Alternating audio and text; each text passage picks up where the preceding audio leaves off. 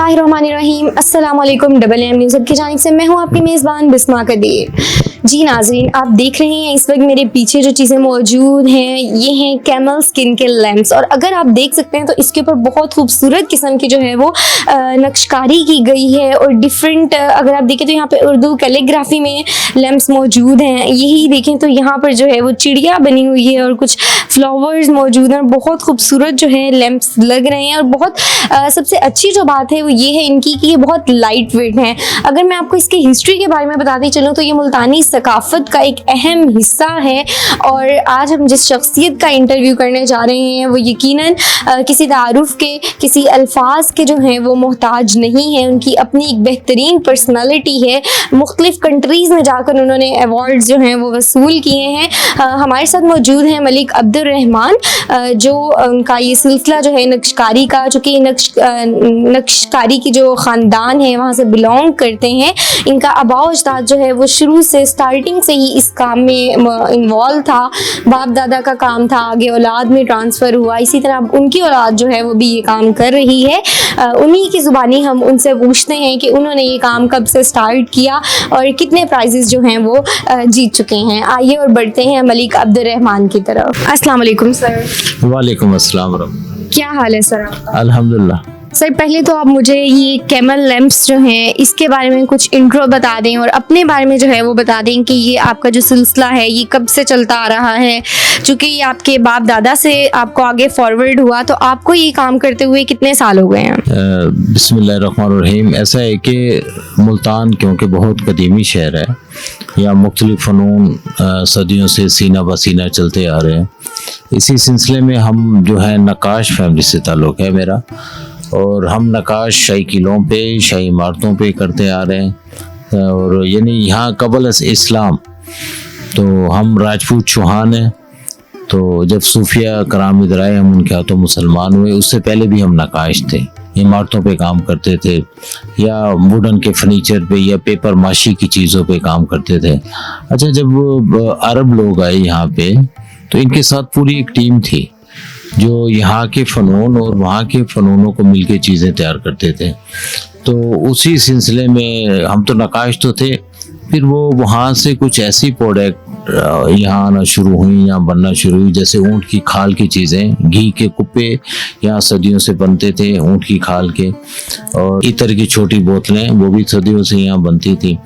तो उस्ताद अब्दुल्ला नक्काश मेरे जो दादा थे उन्होंने यानी गुलदान भी यहाँ बनते थे नक्काशी किए हुए ऊँट की खाल के। उन्होंने जब 1800 कुछ में यहाँ इलेक्ट्रिसिटी आई तो उन्होंने फिर ये शुरू किया कि लैम्प, इसके अंदर लाइट लगाई 1910 के बाद। और आज 2024 से आप देख रहे हैं कि 114 साल के बाद भी माशाल्लाह ये ऊँट की खाल के लैम्प्स पाकिस्तान की पहचान है पूरी दुनिया में। और फ़ख्र की बात है कि ये मेरी फैमिली से शुरू हुआ। और नक्काशी का जहाँ तक ताल्लुक़ है, हम नक्काश हैं। और आपको पता है कि मुल्तान के अंदर मुख्तलिफ महल्ले आबाद हैं जो दस्तकारों के नाम पे हैं। जैसे मोहल्ला कमंगरान है, हम लोग कमंगरान वाले मोहल्ले में सदियों से रह रहे हैं। ये हमारी फैमिली के नाम पे मशहूर है क्योंकि ये फ़न तीर कमान बन के उनके उसके ऊपर भी होता था, उसको कमंगरी कहा जाता था। जैसे मोहल्ला काशीगरा है, मोहल्ला कुमारोमाला है, मोहल्ला कालीन बाफी है। तो इसी तरह ये जो वॉल सिटी के अंदर जितने भी मोहल्ले थे तो ये बड़े मशहूर और फेमस थे। और अब हमारी कोशिश है कि ये जितने भी फ़नून हैं जो वॉल सिटी हैं, जिस बिल्डिंग के अंदर हम बैठे हुए हैं, तो वॉल सिटी मुल्तान हमें देख रही है। और उसके अंदर वो हमें जो है जो वॉल सिटी की जितनी क्राफ्ट है उनको एक जगह पे इकट्ठा किए, एक छत के नीचे लाए।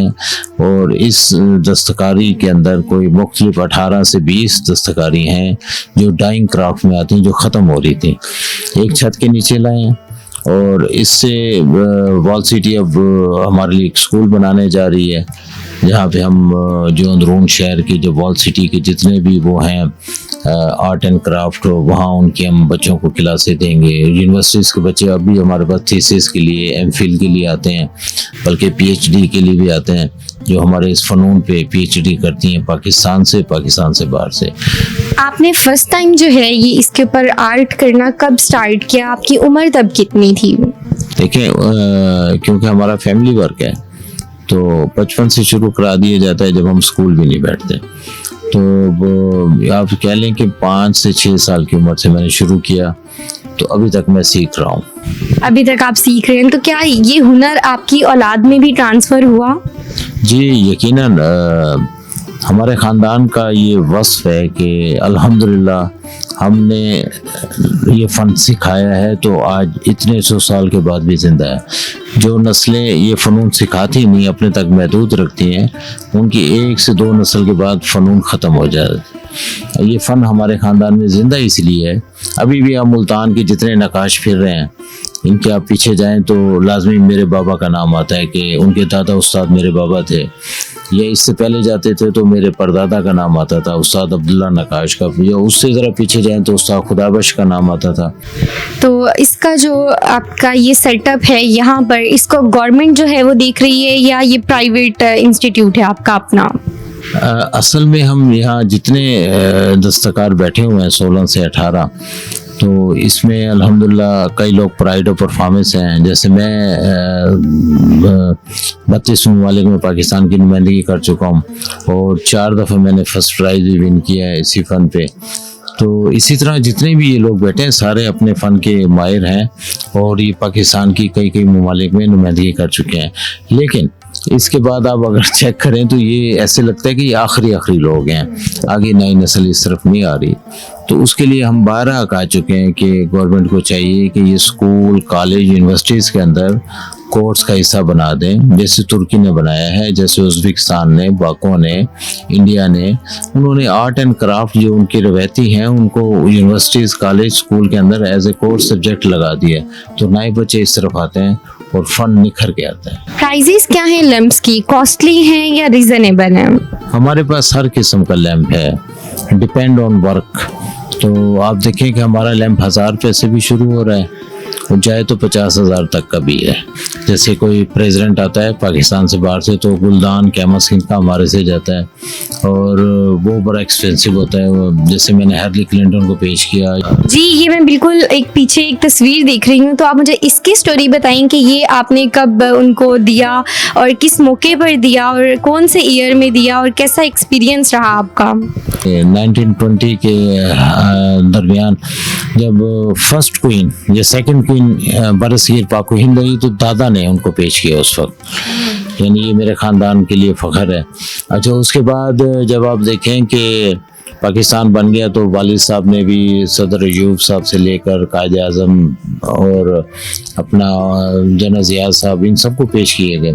अच्छा, जब मैं इस फील्ड में आया तो स्टडी मुकम्मल करने के बाद तो जनरल मुशर्रफ साहब, अच्छा ये जितने भी ये प्रेसिडेंट या प्राइम मिनिस्टर गुजरे हैं, ये अक्सर सीनियर्स जो देते हैं, जो पाकिस्तान से बाहर से आते हैं, तो उन्हें यही यहाँ का यूनिक फ़न देते हैं, जिसमें हमारा स्पेशली कैमस्किन लैंप्स जो दुनिया में सिर्फ मुल्तान में तैयार होता है। इसी सिलसिले में मैंने हैरली क्लिंटन को पेश किया और अपना शाह जो हैं Shah Suleman, king of Saudi Arabia, king of Sultan Qaboos, यानी कोई 25 से 30 ममालिक में हमारे फ़न पारे पाकिस्तान की नुमाइंदगी करते हुए म्यूज़ियम में रखे हैं। तो अगर हम देखें तो हमारे पाकिस्तान में ऐसे फ़न पारे बहुत सारे मौजूद हैं, फ़नकार बहुत अच्छे हैं और हमारे पास चीज़ें बहुत अच्छी हैं। तो अगर हम इस चीज़ को देखें तो पाकिस्तान इस चीज़ में बहुत अच्छा है, लेकिन इसको आगे प्रमोट नहीं कर रहा। हमारी नौजवान नस्ल जो है वो इस चीज़ से बहुत दूर है, उसको मालूम नहीं है कि ये कैमल स्किन पर जो आपकी पेंटिंग हो रही है, लैम्प्स हैं, अगर हम ब्लू पोट्री देख लें, तो हमारी जो नौजवान नस्ल है वो इस चीज़ से बहुत दूर है। तो मैं चाहती हूँ आप हमारी नौजवान नस्ल को क्या पैगाम देना चाहेंगे? देखिए जी, नौजवान नस्ल को हमें कोई गिला नहीं, बहुत टैलेंटेड है माशाल्लाह, हमें तो फ़ख्र है अपने नौजवानों पे। बात यह है कि हम हमारी रियासत उनको मौक़े दे। जिस कॉलेज यूनिवर्सिटी में वो बच्चे पढ़ते हैं वहाँ पे ये अगर आर्ट एंड क्राफ्ट को लगा देते हैं, आप देखेंगे कि जब वो बैच ख़त्म होगा तो वो जो नौजवान है बेहतरीन नक्काश होगा और बेहतरीन क्राफ्टमैन होगा और आपको ज़र मुबादला कमा के देगा।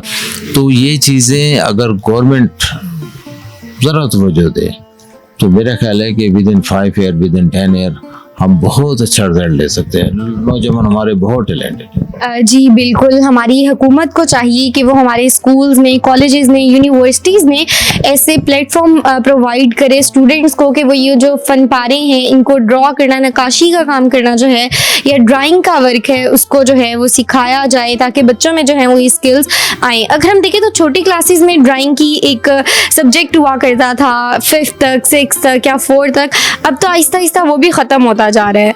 तो हमारी हुकूमत को चाहिए कि वो बड़े लेवल तक जो है वो इस चीज़ को लाए और इसको प्रमोट करे। उसी के साथ साथ हम अपने प्रोग्राम का इख्तिताम करते हैं। बहुत अच्छी गुफ्तगू रही हमारी। मिलते हैं एक नई वीडियो में एक नए प्रोग्राम के साथ। तब तक के लिए अपनी मेज़बान बिस्मा कदीर को इजाज़त दीजिए। वस्सलाम, अल्लाह हाफिज़।